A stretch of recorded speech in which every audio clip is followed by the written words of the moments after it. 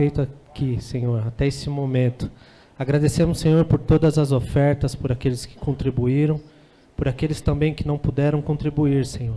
Que o Senhor venha, Pai querido, dar a direção àqueles que vão administrar as finanças da Tua igreja, Senhor, para que tudo seja feito de acordo com o Teu querer e a Tua vontade. Senhor, colocamos agora, Senhor, o Igor nas Tuas mãos, para que o Senhor, em nome de Jesus, venha colocar, Senhor, sobre a boca dele, Senhor, as palavras, Senhor, que precisamos ouvir. Aquilo, Senhor, que é bom para nós, aquilo que vai trazer, Senhor, vida a nós, saúde a nós, Senhor, saúde espiritual. Pai querido, em nome de Jesus, colocamos nas Tuas mãos, Senhor, em nome de Jesus, amém. Glória a Deus. Pai, Senhor, meus queridos, amém. Glória ao nosso Deus, toda honra e glória sempre a Ele. Peço que você abra sua Bíblia no livro dos Salmos, capítulo 90.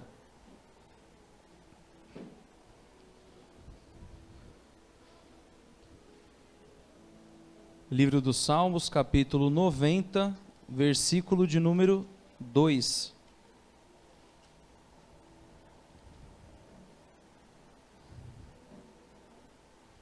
Eu achei interessante que logo no começo, eu falei, Senhor, é isso mesmo que o Senhor quer que... É o que o Senhor quer que seja trago à Tua igreja? Aí o Felipe pegou o microfone, ele foi ministrar, antes de começar o louvor, ele já começou a falar, Senhor, então tudo bem. O culto foi decorrendo, as coisas foram acontecendo, o Senhor foi falando e está falando até agora, e vai continuar falando. E Ele está usando a vida dos seus servos para falar com a igreja. Salmos capítulo 90, versículo número 2, diz assim: Antes que os montes nascessem, ou que formasses a terra e o mundo, de eternidade a eternidade, Tu és Deus. Amém? Podem se sentar, meus queridos. Para a glória do nosso Senhor Deus.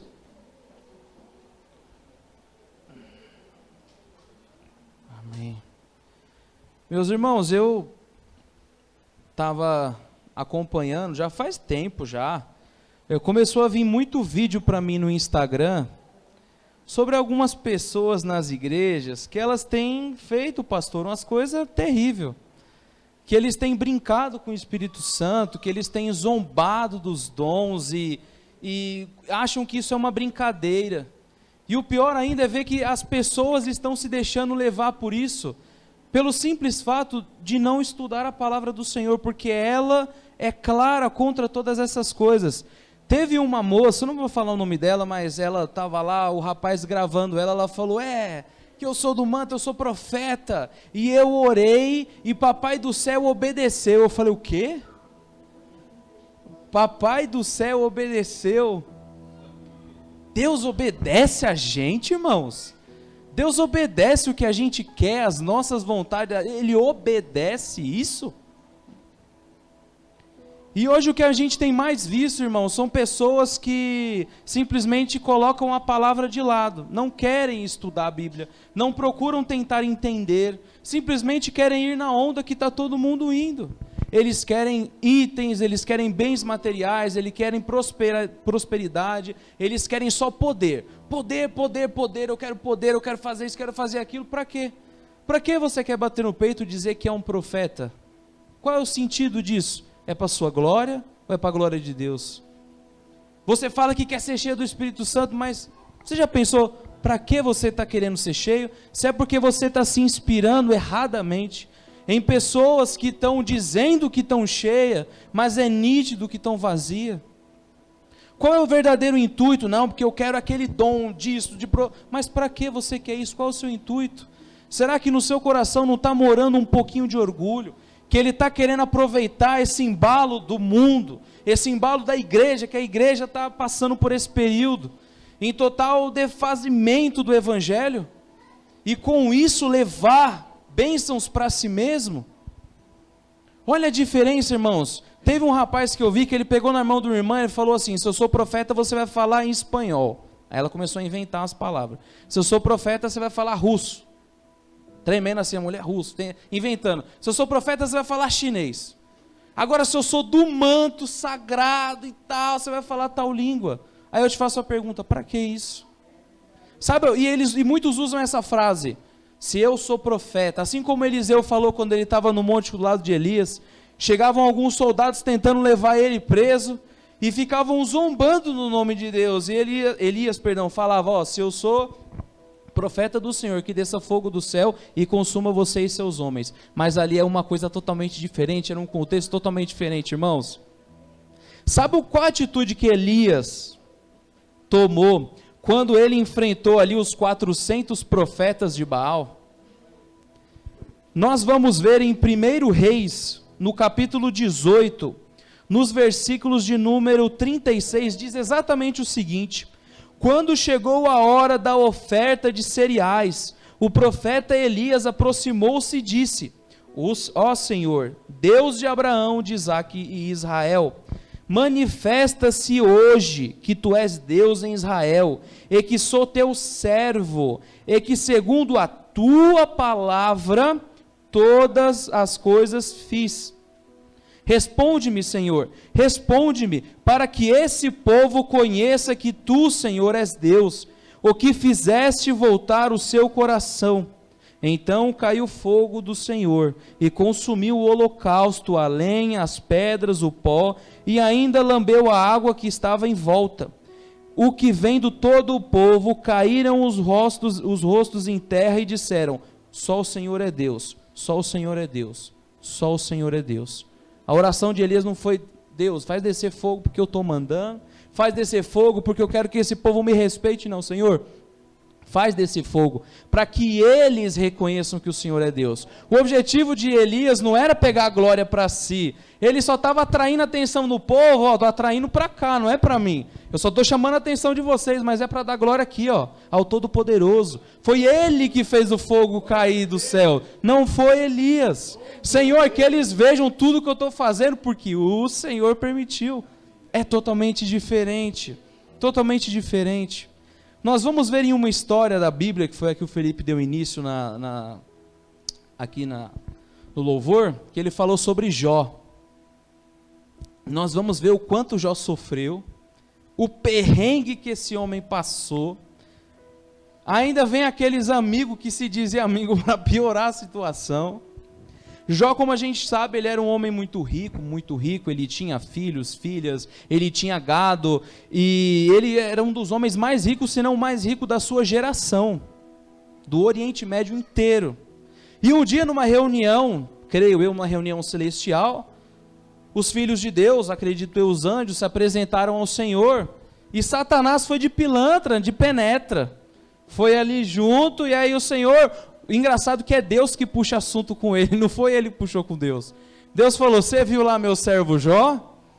Homem íntegro, reto e que se desvia do mal, você viu lá meu servo Jó? Aí ele fala, também, se eu tivesse uma mansão, um monte de filho, dinheiro, um monte de posse, é lógico que eu dava glória a Deus, é lógico que eu glorificava você. Agora, tira isso dele. Tira tudo que ele tem, para ver se ele vai te glorificar, te exaltar. Tira. Deus falou, tudo bem, vai lá.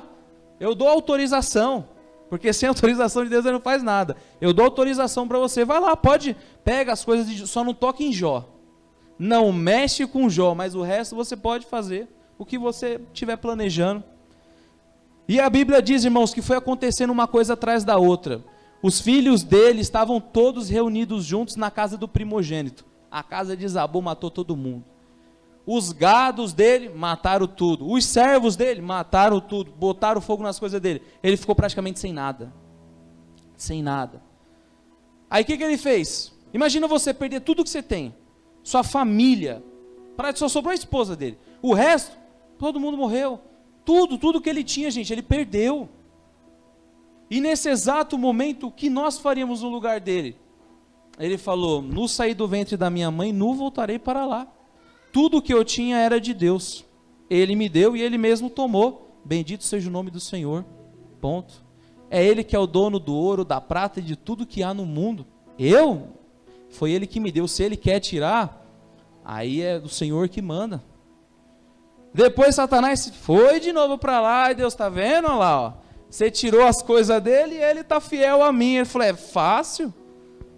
Ele tem saúde.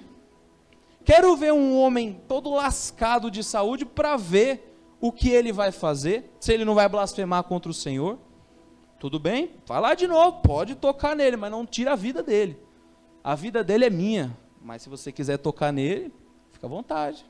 Satanás veio, a Bíblia diz que ele foi e tocou em Jó, que da planta dos seus pés até a cabeça, a ponta da cabeça, irmãos, apareceram úlceras, uma lepra, uma coisa, feridas, bolhas que estouravam de feridas, irmãos, que ele tinha que pegar um caco e se coçar, ficar se coçando de tanta coceira, de tão incômodo que aquilo era para ele, e ele sofrendo. E a mulher dele falou, olha o que você está fazendo, olha a situação sua, amaldiçoa esse teu Deus e morre logo. E aí ele falou para ela, não, como uma louca mulher, quando a gente traduz para o hebraico, a gente entende que quando ele fala como uma louca mulher, está dizendo como uma mulher infiel a Deus. Como você que é infiel a Deus e não entende das coisas, diz isso para mim. Você aceita o bem de Deus, mas o mal você não quer aceitar? O bem é de boa, é tranquilo, mas o mal a gente não quer aceitar. E aí nesse exato momento, Jó vai passando um período, chega 3 amigos para conversar com ele. Amigos mesmo, só que aí eles viram a situação de Jó, choraram. Sentaram do lado de Jó por 7 dias, irmãos. Eles mal conseguiam falar com Jó. Tamanho eles viram o que aconteceu com ele, que ele não se aguentava. Perdeu tudo e ainda estava com a sua saúde debilitada. E é nesse exato momento, irmãos, que eles começam a conversar com Jó, porém eles não tinham conselhos sábios para dar para Jó. E aí eles começaram a tentar encontrar uma explicação por que Jó estava sofrendo aquilo. E aí eles falaram coisas horríveis de Jó. Falaram que Jó era adúltero. Falaram que Jó estava roubando as pessoas, que Jó era louco, por isso que os filhos dele morreu, porque Deus o está condenando, aqueles que se diziam amigos. Falaram, Jó, você deve ter pecado. Jó, se uma pessoa peca, ela já sofre a pena de Deus, ela já vai acontecer alguma coisa. Jó, você perdeu tudo, ainda a saúde, cara, você deve ter feito uma das piores coisas que a gente não sabe o que é, mas se arrepende, Jó, se arrepende. E Jó falava, mas o que eu fiz? Me diga o que eu fiz. Fiz nada. E aí Jó vai começando a entrar no estado, irmãos, a ponto dele chegar e falar, quer saber? Maldito é o dia que eu nasci. Por que eu vim nascer? Por que Deus não fez o peito da minha mãe secar, para eu não ter comida para eu comer e eu morrer, quando eu nasci? Irmãos, ele perdeu a família. A Bíblia diz que ele fazia sacrifícios a Deus pelos filhos dele. Ele perdeu todos de uma vez só. Se já é difícil para o pai perder um filho, que não é o ciclo natural da vida, o ciclo natural é os filhos enterrarem os pais, e não o contrário. Imagina para ele que perdeu os 10 de uma vez só, em um acidente, irmãos, perdendo tudo, e aqueles amigos falando na cabeça dele, e ele com aquela doença, irmãos, e ele ainda perseverando, mas chegou um ponto que ele começou a perder as forças. Ele falou, Senhor, que foi que eu fiz? Estou sendo fiel, sempre fui, e agora essa situação na minha vida? Que isso? Por que isso está acontecendo comigo? E aí do capítulo 4 até o capítulo 31, vai ser o diálogo entre Jó e os seus amigos conversando. Eles tentando encontrar o que Jó fez, e Jó tentando se justificar que não fez nada. E assim se segue. Até que no capítulo do 31 ao 37, entra Eliú, um jovem que estava ali perto, observou o que eles estavam falando e falou, o seguinte, como vocês ficaram sem palavras para responder para Jó, e eu estou só observando o que vocês estão falando, eu estou observando, Jó, que você está se justificando demais, e que vocês 3 estão dando um ensinamento que não tem nada a ver com o Senhor, nada a ver. E aí ele começa a descrever, irmãos, ele vai falando que isso não, o Senhor é que manda nas coisas, é Ele que decide o que faz, nós precisamos acreditar nele, e entender o propósito, por que ele fez isso na vida de Jó, até que no capítulo 38, ao 39, o Senhor se manifesta.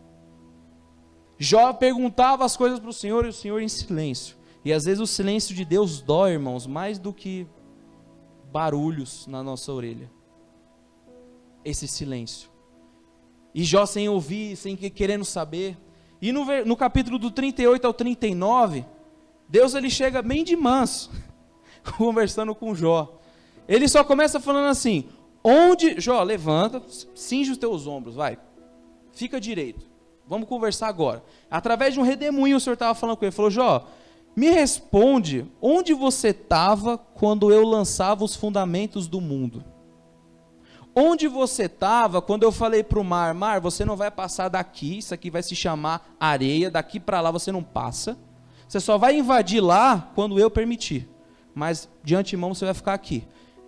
Onde você estava, Jó, quando eu fiz a separação das águas, que eu deixei as águas de cima, que são as nuvens, e as de baixo, que são rios, lagos, oceanos e mares? Onde você estava quando eu criava os animais? Quando eu, o Senhor Deus, decidia qual animal teria sabedoria e qual animal não teria sabedoria de discernir certas coisas. Existem animais que largam seu filhote para eles acabarem se esforçando e sobreviverem sozinhos. Sabe por quê? Porque eu quis.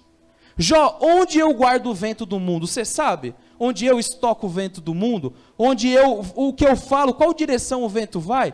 Onde você estava, Jó, quando eu criei as estrelas e dei nome a cada uma delas? O Senhor sabe o nome de uma a uma de todas as estrelas no céu.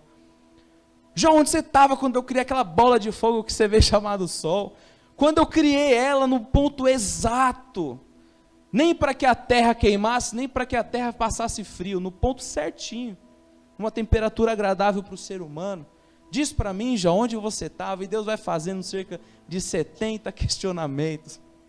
O Senhor estava quieto e falou, agora eu vou falar com Jó, agora eu vou falar tudo que eu tenho para falar para ele. E no capítulo 40 até o 41, Deus vai dar exemplo sobre duas criaturas daquela época, que uns dizem que um era um boi gigante, outros dizem que o outro era um jacaré enorme. E o Senhor vai usar esses dois animais lá daquela época como exemplo. Ele vai falar, Jó, você pode pegar o Bró-Remud e montar em cima dele com uma sela? Você pode ir lá no Leviatã, que seria o jacaré, e pescar ele com um anzol, Jó? Jó, não há lança que perfure a sua carne. E aí entra aquela expressão que a gente tanto conhece. Eu já ouvi em algumas igrejas falando que diante de Deus até a tristeza salta de alegria, mas não é diante de Deus. Ali no texto está falando que diante desse monstro Leviatã, ele é um monstro tão apavoroso, é um animal tão apavoroso, que diante dele até uma tristeza saltaria de alegria, de tão temeroso que ele ficaria e que ele correria. E aí o Senhor vai dizer, no capítulo 41, versículos 10 e 11, o seguinte: ninguém é suficientemente corajoso, Jó, para acordar o Leviatã. Quem é doido? Nenhum barco consegue contra ele. Nada consegue deter aquele ser. Quem é corajoso para despertá-lo? Quem então será capaz, Jó, de resistir a mim, que o criei? Quem primeiro me deu alguma coisa, Jó, que eu lhe devo pagar? Tem alguém que deve alguma coisa para Deus? Quer dizer, Deus deve alguma coisa para alguém? Alguém deu alguma coisa para o Senhor? E aí ele mesmo responde, tudo o que há debaixo dos céus me pertence. Tudo. O tudo aqui, irmãos, é de uma ponta a ponta. Tudo me pertence. Ninguém me deu nada para que eu deva nada para ninguém. Jó, é eu que mando. Se esses exemplos que eu dei, Jó, você não está conseguindo nem pensar ou imaginar, imagina eu, Jó, que criei e fundei tudo, que criei as leis da física, da química, todas essas leis, da atração e repulsão. Por que a gente simplesmente não sai voando? Por que sempre que a gente pula é atraído para o centro da Terra? Sabe essa organização, Jó, foi eu que fiz, foi eu que criei, foi eu que estabeleci as edificações do mundo. E Jó vai nessa, e Jó simplesmente só vai ouvindo. E ele começa a diminuir, ele estava querendo se exaltar e questionando o Senhor, ele começa a diminuir. Ele vai murchando, ele vai entendendo o que está acontecendo. O terceiro louvor de hoje, irmãos, falava sobre a voz que vem do mais íntimo do nosso interior para adorar o Senhor. Quando nós já não suportamos mais as nossas aflições, quando nós já não estamos mais aguentando o que está acontecendo, quando nossas forças estão vazando pelas nossas mãos, pois nós não suportamos mais as coisas que nos acontecem. Em Romanos, no capítulo 9, versículos 13 a 20, diz exatamente o seguinte: como está escrito, amei a Jacó e odiei a Esaú. Que diremos, pois? A injustiça da parte de Deus? De modo nenhum. Pois diz a Moisés, compadecer-me-ei de quem eu me compadecer, e terei misericórdia de quem eu tiver misericórdia. Assim, pois, isto não depende do que quer, nem do que corre, mas de Deus, que se compadece. Porque diz a Escritura a Faraó: para isso mesmo te levantei, para em ti mostrar o meu poder, e para que o meu nome seja anunciado em toda a terra. Logo, pois, compadece-se de quem quer, e endurece o coração de quem quiser. Dir-me-ás então, por que se queixa ele ainda? Porquanto quem tem resistido à sua vontade? Mas, ó homem, quem és tu, que a Deus replicas? Porventura a coisa formada dirá o que formou: por que me fizesses assim? Compadecer-me-ei, terei misericórdia. De quem Deus terá misericórdia? De quem Ele quiser ter misericórdia. Porque é Ele que manda. Ele é o dono, não dá para bater de frente. Não dá para querer mandar em Deus. Papai do céu me obedeceu. Não existe isso. Não tem nem pensamento. O Senhor Deus é tão poderoso que com o pensamento dele toda a raça humana deixaria de existir. Simplesmente seria apagada. Para vocês imaginarem um poder que Ele tem. E aqui fica muito claro, está dizendo que não interessa, tudo está debaixo do controle de Deus. Se Deus permitiu que Jó passasse por aquela prova, é porque Deus tinha um objetivo. Você acha que Deus simplesmente não sabia o que o diabo ia fazer na vida de Jó? Você acha que Deus simplesmente não sabia o que aconteceu? Eu acho que sabia, irmãos. Ele deixou, Ele deu permissão, porque Ele tinha um propósito.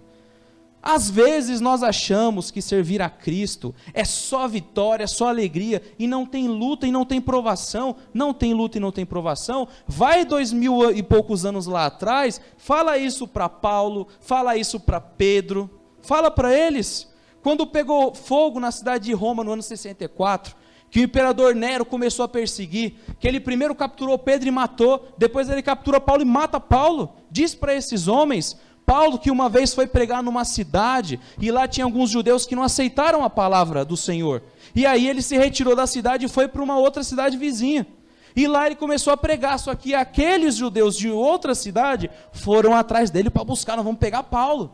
Quando eles chegaram lá, falaram para o povo: o que esse homem está falando é tudo mentira, ele é um charlatão e quer ganhar o dinheiro de vocês. Aí o povo falou: esse pilantra quer pegar o nosso dinheiro? Arrastaram Paulo para fora da cidade e começaram a tacar pedra nele. Apedrejaram ele, a ponto de que aqueles homens acharam que ele tinha morrido. Ele tomou tanta pedrada, sangrou, caiu no chão, desmaiou. E eles falaram: pronto, matamos ele, vamos embora.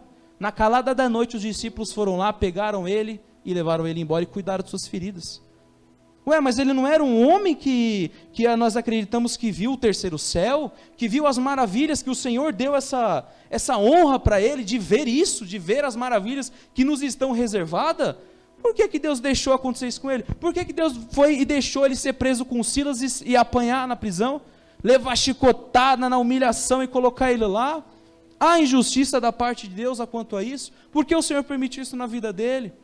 Podemos dizer também a Estevão, quando Estevão viu os céus abertos, prestes à morte, um jovem que estava sendo usado pelo Espírito Santo, logo no comecinho da igreja, logo na época dos apóstolos, e ele diante de um monte de juiz julgando ele, condenando ele na autoridade do Espírito Santo, falando àqueles homens se escandalizam com Estevão, agarra ele, leva, expulsa ele de Jerusalém, chegou lá fora, eles pegam e matam Estevão a pedradas, porque Estevão olhou para o céu e falou: eis que vejo Cristo, Jesus, assentado à destra de Deus Pai.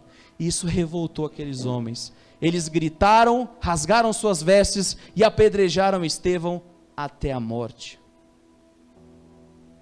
Aqueles irmãos nossos que foram perseguidos pelo imperador Diocleciano, e ele queimou todas as Bíblias de sua época, diremos para eles: não, igual muitos falam, não, servir a Cristo você não passa prova nem dificuldade, é só alegria, irmãos. Quem passa prova de dificuldade é porque está com pecado, é porque está fraco, é porque não busca direito, é porque o Espírito Santo não está nele.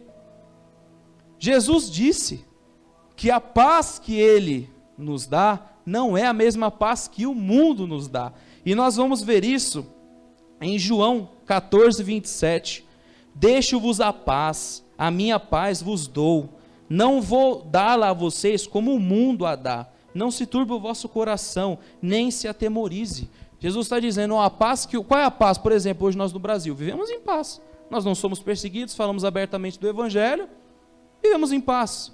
Mas e um irmão que mora numa Coreia do Norte, em aqueles países que odeiam os cristãos na África, ou em uma China, diga para mim o que acontece com eles. se eles falam alguma coisa de Cristo, para eles não há paz. Jesus então mentiu? De maneira nenhuma, nunca. Porque aqui ele está falando, a minha paz é diferente da do mundo. A minha paz é que em qualquer situação, seja no bem, seja no mal, seja numa boa situação, ou durante uma perseguição ou uma tribulação, a minha paz estará com você. Porque a minha paz te fará e te sustentará para que você passe todas as situações da sua vida. Não importa o que você está vivendo ou passando, o Senhor, Ele quer que você sinta esta paz, que você diz, Senhor, o Senhor é que manda. Se a aprovação está vindo na minha vida, só o Senhor sabe o motivo. Mas se o Senhor mandou na minha vida, é porque o Senhor também vai estar comigo e vai me dar a tua paz, e eu vou passar essa situação. Eu vou passar essa perseguição, essa provação, essa angústia, eu vou passar. Eu vou passar porque o Senhor está falando para mim aqui na tua palavra, que o Senhor manda em tudo. Então, se isso chegou até mim é por permissão tua. Se é assim, se o Senhor quer, então vamos para cima. Vamos fazer igual os irmãos de Atos. Quando os outros chegou e falou, nós fomos perseguidos, prenderam a gente, bateram na gente. Os outros irmãos que ouviram isso, falou o quê? Não, irmão, então vamos fugir daqui de Jerusalém, não pode ficar mais aqui não. Aqui virou um lugar perigoso, nós não pode mais falar do evangelho, porque senão vão querer matar a gente. Não, na hora que eles ouviram os discípulos falando, que foram perseguidos, que bateram neles a noite toda, e depois expulsaram eles, falou, meu amigo, Senhor Deus, eles começam a clamar, derrama sobre nós o teu Espírito, nos dá coragem, nos dá força de ir para cima. Nós não vamos ter medo disso, nós vamos para cima, Senhor, nos fortalece, nós não vamos parar. Nós não vamos parar, o Senhor ouve as nossas orações, o Senhor sabe de todas as coisas. O evangelho nunca vai parar, a igreja nunca vai parar. E o versículo que eu acho lindo, irmãos, lindo, que nós vemos prova disso, nós encontramos em Atos 5, do versículo 38 ao 39, um homem muito sábio chamado Gamaliel, professor de Paulo. Paulo aprendeu tudo que ele sabe sobre o judaísmo, ele aprendeu aos pés de Gamaliel, um dos homens mais respeitados, professores e doutores da lei de Moisés. Esse homem se levanta no meio da reunião, todos querem matar os apóstolos de Cristo, e esse homem se levanta e fala, meus amigos, calma, vamos pensar o seguinte, ele dá exemplo de duas pessoas, de dois homens que se diziam o Cristo, e saíram pregando pela região de Israel, arrecadaram para si seguidores, depois esses homens foram mortos, e os seus discípulos sumiram. Houve outra vez, meus irmãos, tal pessoa, lembra deles? Falava que ele era o Messias, mataram ele, o que aconteceu com os discípulos? Sumiram. Eis que eu digo a vocês que estão aqui, deixa que esses apóstolos desse tal Jesus vão, deixa eles viver. Nós não precisamos nos preocupar, porque se o que esses homens vivem for de simplesmente sentimento humano, for do pensamento deles, não vai durar muito tempo. Mas se o que esses homens têm falado, o que esses homens têm dito, se isso é da vontade de Deus, nem nós, nem ninguém vai conseguir parar eles. Ninguém. Poderá vir governos, impérios, tudo. Ninguém conseguirá impedir que eles cresçam. E olha hoje nós aqui o resultado disso. Paramos de crescer, a igreja parou de crescer, cada vez cresce mais. Cada vez se expande mais, cada vez o evangelho segue. Porque não é coisa pautada de pensamento humano, é pautado em Deus. Foi através da graça do seu Filho Jesus Cristo, dado como sacrifício vivo a nós. E pela graça nós somos salvos. E eis aí a questão. Pela graça nós somos salvos, não por esses negócios, porque muitos dirão naquele dia, Senhor, mas eu expulsei demônios em teu nome, eu girava no manto, voava, eu fazia isso e aquilo, eu fiz isso e não sei o que, eu preguei, eu curei pessoas. Beleza, apartai-vos de mim que eu não vos conheço, porque o que interessa para o Senhor é o coração, é você não ver os dons espirituais como se fosse uma ferramenta para si, é só algo emprestado do Senhor para a gente usar na edificação da igreja, no crescimento nos irmãos e na união, ponto. É usado para o evangelismo, para que se uma pessoa ela tem um coração quebrantado, o Senhor permite que uma cura seja feita para quebrantar esse coração da pessoa, porque ela só acreditaria vendo uma cura. Ou às vezes uma ministração, mas são dons que vêm de Deus, são dons do Espírito, e dados a nós para uso da obra, não vanglória humana, não nós achando que somos isso e aquilo, e batendo no peito. Somos servos do Senhor, somos filhos de Deus, mas não é o que muitos têm feito. Em Romanos capítulo 8, versículo 28 diz: e sabemos que todas as coisas contribuem juntamente para o bem daqueles que amam a Deus, daqueles que são chamados segundo o seu propósito. Tudo vai cooperar para o bem. Não quer dizer que as coisas que virão para vocês serão sempre boas, mas o resultado delas é sempre o seu bem. Um pai, quando ele educa um filho, às vezes precisa bater, puxar a orelha. Não é uma situação boa para a criança aquilo, mas é algo que vai fazer algo bom na vida dela, que vai lhe ensinar, que vai lhe educar, que tem um propósito. E por isso Jó estava passando essa perseguição, essa situação que ele não entendia. E aí quando o Senhor terminou de falar, Jó pegou e falou o seguinte, capítulo 42, o versículo 2: sei que podes fazer todas as coisas, nenhum dos teus planos podem ser frustrados. Versículos 5 e 6 ele diz o seguinte: meus ouvidos já tinham ouvido a teu respeito, mas agora meus olhos te viram. Por isso menosprezo a mim mesmo e me arrependo no pó e na cinza. Jó está falando: olha, Senhor, antes eu te via de longe, mas agora o Senhor eu te vi de perto. Foi necessário, você pode pensar, Igor, mas por que Deus deu uma resposta tão dura? 70 questões que eram retóricas, que Jó nem precisava responder, que era uma coisa que ele já sabia. Deus ali falando e falando de coisas que a ressoar para alguns humilhava Jó. Mas aquilo foi necessário, porque Jó falou: agora eu conheço o Senhor. Antes eu só ouvia falar, Deus Todo-Poderoso, mas agora eu te conheço. É diferente, a intimidade que nós tivemos, Senhor, é muito diferente, e agora eu sei que o Senhor pode todas as coisas, e isso que aconteceu na minha vida, foi por permissão tua. Então sigamos em frente, e a Bíblia diz que Deus restituiu tudo em dobro para ele, deu mais 10 filhos, se ele já era o homem mais rico, ele foi 2 vezes mais rico, viveu 140 anos a mais. Ele já era de idade, ele chegou quase a eu acredito que ele passou de 200 anos de vida. Ele viu até os tataranetos dele, e assim se seguiu. Mas olha o processo que ele passou. Hoje, essa mensagem não é para nós pensarmos, então eu vou perseverar, porque lá na frente o Senhor vai me dar isso, vai me dar aquilo. Perseveremos em união, porque o nosso foco é o céu. É lá, irmãos.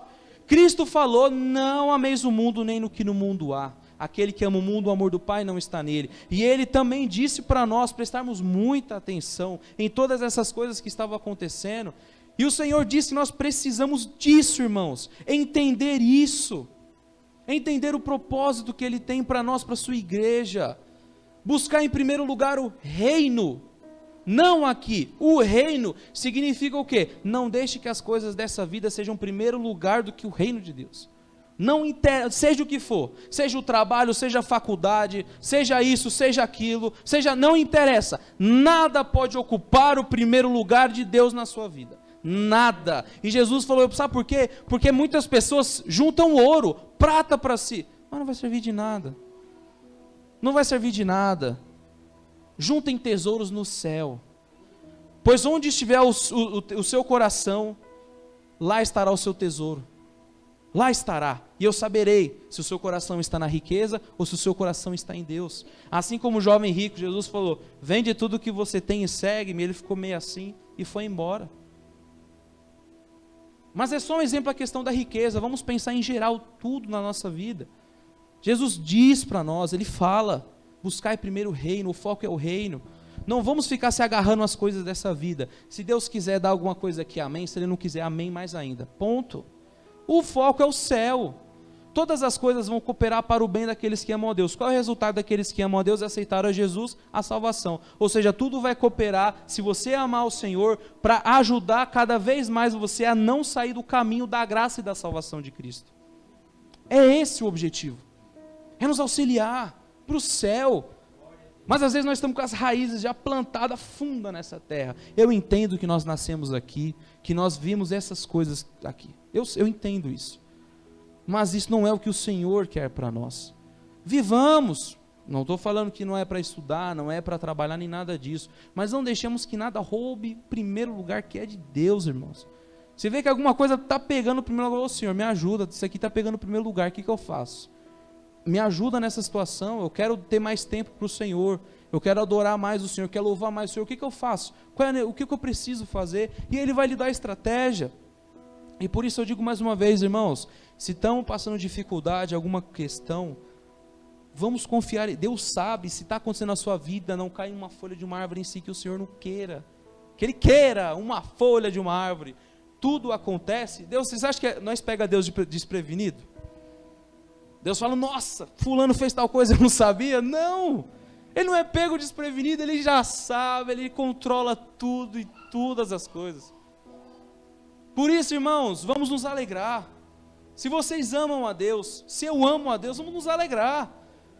É dançando e pulando no meio da dificuldade, porque a gente fala, Senhor, eu não sei para que essa dificuldade está vindo na minha vida, mas eu só peço uma coisa, me ajuda a passar por ela.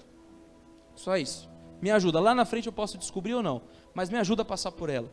Eu não estou entendendo, eu estou confuso, igual o Jó. Senhor, me mostra o que eu fiz. O que eu fiz de errado? Qual pecado eu cometi? E aí o Senhor fala, Jó, eu que mando aqui, meu amigo. Não tente se justificar para mim. Não tente dizer que você merece ou não merece, porque a humanidade não merece nada. Porém o Senhor nos deu a graça por misericórdia. O ser humano não merece nada, irmão, nada. Não merece a graça, não é por merecimento, é por misericórdia dele. E eu digo que esse Deus tão poderoso, tão grandioso, essa Trindade Santa, que pode fazer o que quiser, escolheu enviar Jesus. Falou, não, vou enviar ele, porque Deus amou, foi dito aqui, porque Deus amou o mundo de tal maneira. Ele poderia acabar com o mundo, criar tudo, não, eu vou salvar, eu vou enviá-lo, para que através do sangue dele os pecados sejam perdoados e redimidos nesse Cordeiro Santo. E desde lá de Gênesis ele já tinha feito a promessa, de Jesus, para salvar a humanidade. A importância de Cristo é para a humanidade inteira, é a oportunidade da salvação. Irmãos, esse Deus merece ser louvado, adorado, engrandecido, Ele merece tudo, porque Ele poderia não querer, não, eu não quero mais o ser humano, e tchau ser humano, mas estamos aqui, porque Ele tem agido de misericórdia, de amor, de bondade conosco, porque Ele quer, é querer dEle, por isso Ele merece toda a honra, glória e louvor. Por isso o mínimo que nós precisamos ter com o Senhor é gratidão. O mínimo, o Senhor poderia ter me exterminado, mas estou aqui vivo. O mínimo, a gratidão, começa por aí, ser grato ao Senhor. Ô Senhor, eu sei que hoje o meu dia não foi muito bom, mas o Senhor podia ter simplesmente me apagado, então glória a Deus. Já paramos para pensar dessa maneira? O Senhor poderia ter escolhido qualquer coisa. Jesus precisava descer aqui? Não precisava, não era obrigatório. Ele quis, Ele decidiu, Ele escolheu o enviar para nós, para termos uma oportunidade, irmãos, é agradecer todo dia, 24 horas, essa oportunidade, de não ser simplesmente tacar todo mundo no lago de fogo, mas ter um caminho para o qual nós podemos escapar disso, um caminho pelo qual nós podemos ir para o céu. Não há nada comparado a isso. Olha a bondade que esse único Deus que existe, Ele teve conosco, e Ele tem, porque você está vivo, você está viva.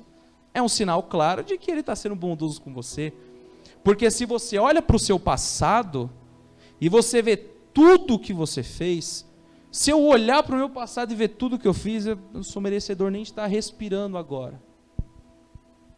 Se nós olharmos o nosso passado e falar, meu Deus, olha as coisas que eu fiz lá no passado, acho que nem merecia estar respirando, acho que o Senhor iria me eliminar. apagar-me da minha existência. Mas não. O Senhor me deu oportunidade, me deu livramento, me deu chances e me deu mais chances de me consertar, e tem dado todo dia. Por isso hoje eu não vou querer não, Senhor, obrigado pela sua misericórdia, hoje eu não estou afim, tá, de te agradecer. Amanhã quem sabe, amanhã você não sabe se você está vivo. Amanhã a gente não sabe do amanhã, a gente sabe do hoje. Então, se hoje nós tivemos a misericórdia do Senhor, vamos hoje aproveitar para agradecer, vamos hoje aproveitar para adorar a Ele, para louvar a Ele hoje, agora, porque Ele é digno. Porque às vezes o mundo ele apaga essa visão de Deus, ele coloca Deus tão longe da gente que é como se a gente não visse Deus mais, não ouvisse mais. O mundo vem com um abafador, depois bota um óculos de sol escuro, que você não vê mais nada. De todas as formas tenta abafar isso. O inimigo, que ele mais quer é que você desacredite de Deus. O que ele mais quer é que você não tenha mais fé em Deus, que você simplesmente não consiga mais ver a esperança que Ele é na sua vida. Mas eis aqui o Senhor, através desse culto maravilhoso, falando com os seus servos, nos alertando, dizendo: não se preocupe, eu estou vendo o que você está passando, eu estou ciente da sua situação, eu sei bem do que você precisa, não se preocupe, continua me adorando, segue, não para, não desiste, continua me adorando, deixa que essas coisas eu resolvo, deixa que isso aqui eu vou colocar no lugar, mas continua sendo fiel a mim. É isso que o Senhor pede. Irmãos, nós não sabemos, eu poderia citar aqui na Bíblia mais de 100 histórias de pessoas que sofreram tipos de coisas diferentes, e falar, fulano sofreu isso porque lá na frente aconteceu aquilo, ciclano sofreu isso porque lá na frente aconteceu aquilo. Nós podemos resumir tudo isso, em vez de dar exemplos, vamos viver o capítulo 8, 28. Todas as coisas cooperam para o bem daqueles que amam a Deus. Ame ao Senhor e o melhor vai acontecer na sua vida para a sua salvação. E se Ele quiser adicionar as demais coisas, Ele vai adicionar, porque Ele também é um Deus misericordioso, é um Deus que sabe da sua situação, Ele sabe do desejo do seu coração.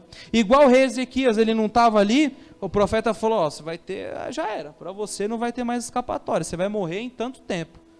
Aquele homem foi para o joelho, irmãos, ele orou, falou: Senhor, eu sei que o teu servo falou para mim, mas tem misericórdia da minha vida. Aí Deus falou: não, volta lá e dá mais 15 anos para ele. Fala que eu vou dar mais 15 anos para ele. Fala que eu vou dar mais tempo de vida para ele. Porque Deus, Ele sabe das nossas necessidades. Clame, peça ao Senhor, mas confie. Acredite. Acredite. O Senhor, Ele só quer o seu bem. Pense nisso, Ele só quer o seu bem. Só que qual é o bem? Terreno ou espiritual? Qual é o bem que o Senhor quer para você? As demais coisas serão acrescentadas, porém o que Ele mais quer é ver você naquele grande dia e te abraçar. Ver você indo na presença dEle. Filho, filha, vem cá. Passou, acabou. Esse sofrimento, o pecado na carne, foi. Agora é um novo céu e uma nova terra.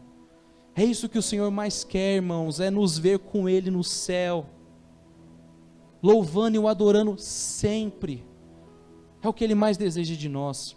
E eu gostaria de encerrar fazendo a leitura de Romanos capítulo 14, versículo 8. Eu vou abrir aqui rapidinho, para não tomar mais tempo. Romanos capítulo 14, versículo de número 8. Paulo diz exatamente o seguinte: se vivemos, para o Senhor vivemos, se morremos, para o Senhor morremos, de sorte que, quer nós vivamos, quer nós morramos, somos do Senhor. Quer na vida, ou no último segundo de vida que nós tenhamos, nós somos do Senhor, nós pertencemos a Ele. Que todas as nossas vontades, que todos os nossos executar, seja para o bem da obra de Cristo. Que o meu respirar agrade o Senhor, que o meu caminhar agrade o Senhor, que a maneira como eu faço isso, como eu faço aquilo, como eu me comporto, que tudo isso agrade o Senhor. Porque agora que estou vivendo, vivo para Ele, não mais para esse mundo. e no último segundo de vida e depois da morte vou estar com Ele, vou pertencer a Ele. A mesma esperança reina em nós que teve em Estevão, quando olhou para o céu, viu Cristo assentado à destra de Deus. E ele ainda disse, não deixes, não impute-lhes esse pecado. Igual Cristo falou, perdoai porque não sabem o que fazem. Estevão também falou, olha Senhor, se possível, perdoa, eles não caia sobre eles, não estão sabendo o que eles estão fazendo. Ele ainda teve misericórdia no seu último suspiro. Amém? Eu agradeço a oportunidade em nome do Senhor Jesus.